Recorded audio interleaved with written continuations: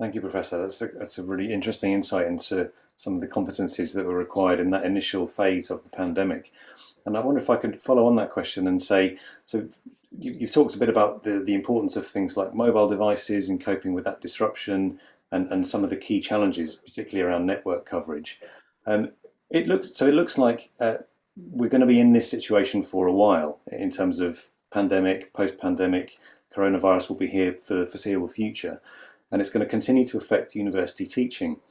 In your opinion, what does the new blend of online and on-campus teaching look like for you, for your university, and perhaps for the wider sector?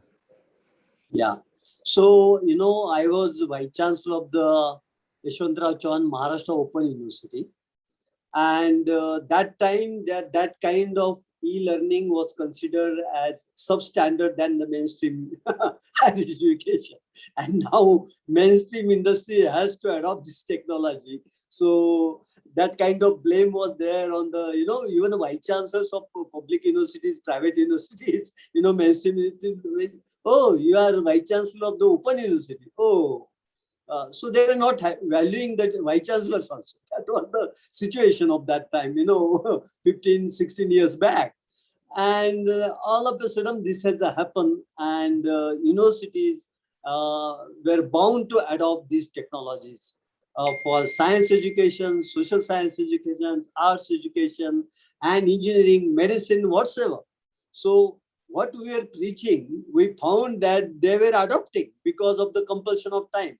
So I think time has taken their revenge, that they were against the e-learning processes, learning processes, R-learning, robo-based learning, all these new technologies, digitally driven education. I describe it as a digitally driven education, and digitally driven education has become a mainstream now, right, globally. See the benefits, my friend. The benefit is this, that the education, higher education in particularly, became automatically global. We used to speak about global education, global standard, this and that, in every speech of academician, there's a blah, blah, blah. but because of the situation, all universities in the world, including best top universities in the world, they were into the EDX, the Coursera, like that, the Swayam in India. So a lot of, almost that time I remember 14,000 courses were available through MOOC, Massive Online Open Courseware. And all of a sudden, all the best universities in the world and the governments in the world, higher education ministries, they started giving big support to create such kind of courses. MOOC, freely available, no cost. Knowledge is free. Knowledge is free, testing by fee. That was the funda, right? So top quality knowledge you can get for free. There is no discrimination, whether you are from the Africa continent or whether you are from the India, developing world or the developed world, same quality knowledge, top class knowledge will be available to you. And that kind of system emerge is like a big boost to the whole thing.